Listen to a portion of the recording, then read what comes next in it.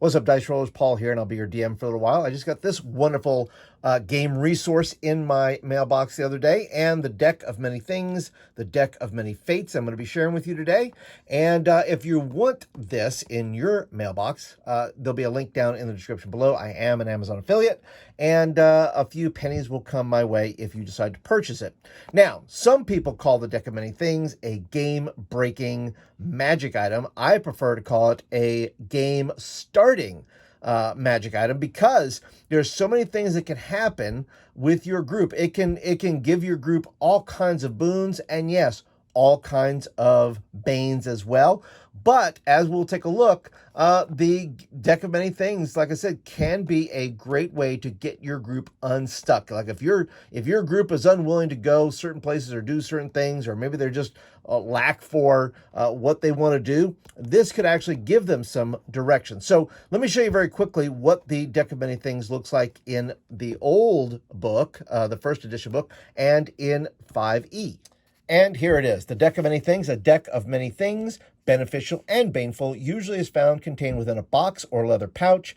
Each deck contains a number of thin plaques or plates, which I like that. You can say that they found, your whoever whose character maybe finds this, doesn't have to be a deck of cards, but could actually be, solid plates that they find within a bag. These sheets are usually of ivory or vellum. Each is engraved and or inscribed with glyphs, characters, and magical sigils. As soon as one of these sheets is drawn from the pack, its magic is bestowed upon the person who drew it, for better or for worse. The character gaining a Deck of Many Things may announce that only one will be drawn from the pack, or he or she may opt to draw fourth, second, 3, or 4, but the number must be announced prior to the first plaque being drawn. Note that if the jester is drawn, the possessor of the deck may elect to draw 2 additional cards. Each time a plaque is taken from the deck, it is replaced until the draw is a jester or fool, in which case the plaque is discarded from the pack, and the deck will contain either 13 or 22 plaques, 75 to 25% chance. Additional plaques in a 22 card deck are indicated by an asterisk before their names. To simulate the plaques, you may use normal playing cards as indicated. So as you can see here, each of the cards that are included there have the card that you can use for that. So King of Diamonds, Queen of Diamonds, Jack of Diamonds, etc. as you go through the set there. So you don't have to buy a deck. You could actually use index cards and actually make your own if you want to.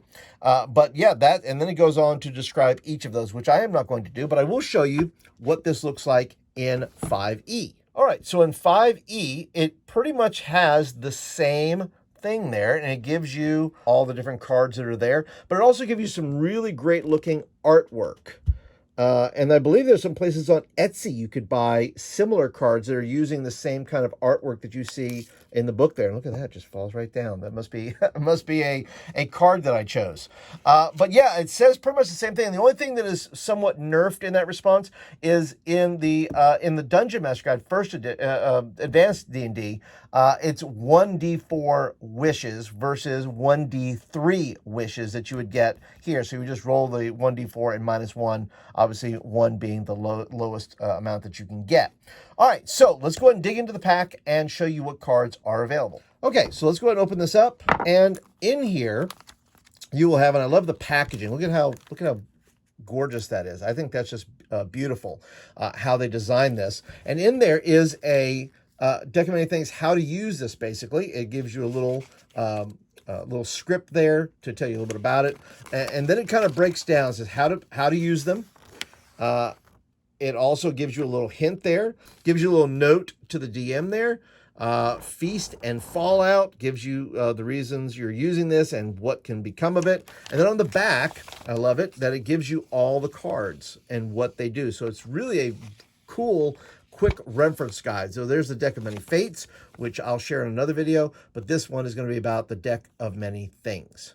All right, so let's go ahead and jump into the cards. Like I said, I love the artwork, and I love the box that it comes in. Really, really nice to hold on to.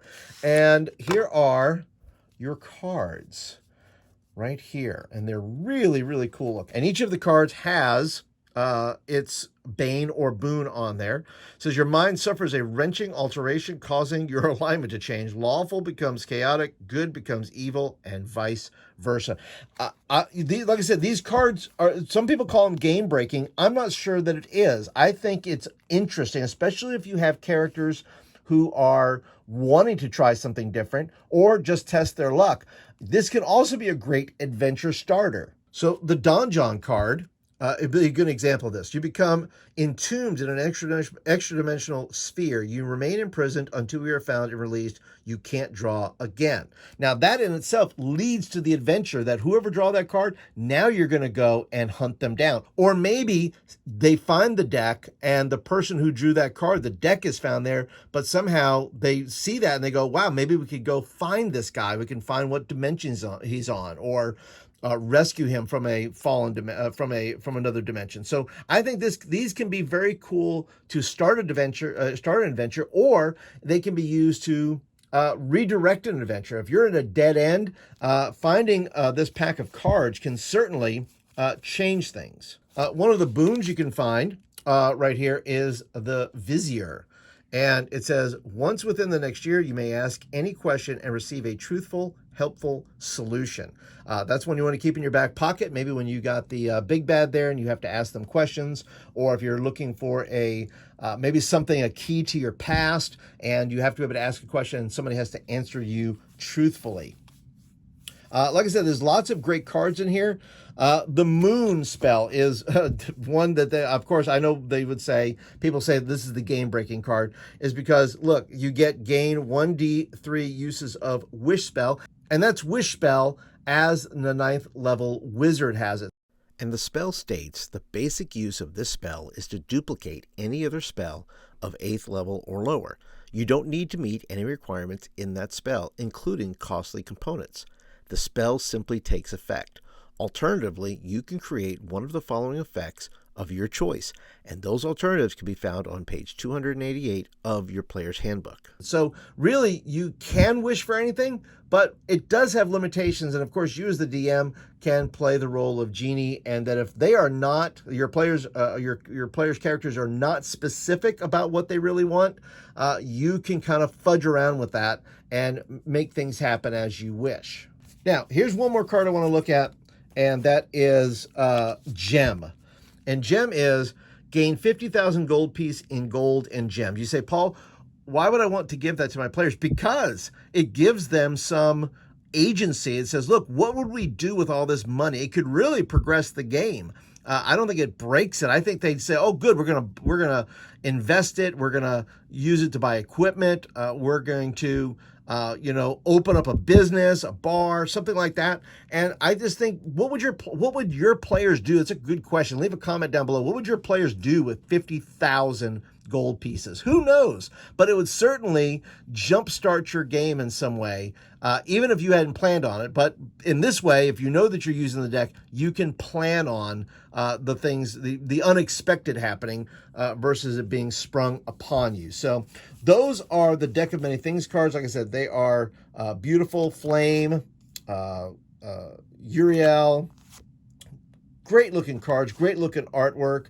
Once again, you can use as many or as little of these as you want. You can find a half, done bag where you have only half of these cards. You have 3 Banes and 3 boons that you have, and, they don't know what they are, and they don't even know that there's supposed to be 22 cards in there or 13 cards or how many cards. They don't know. So you can actually limit what cards they choose by simply putting less cards in there. All right, guys, and that is my little preview of the Deck of Many Things. I hope that you enjoyed it, but go ahead and leave me your comments down below. Have you ever used the Deck of Many Things, and what were the results? Was it helpful to your game? Was it not so helpful to your game? Leave me some comments down below. I would love to hear from you. If you're brand spanking new to the channel, be sure to hit that subscribe button, and you get videos like this in your inbox on a regular basis, and hit that thumbs up button. Let me know you like the videos and you want more of them. So join me next time when I talk about the Deck of Many Fates. Catch you guys in the next video.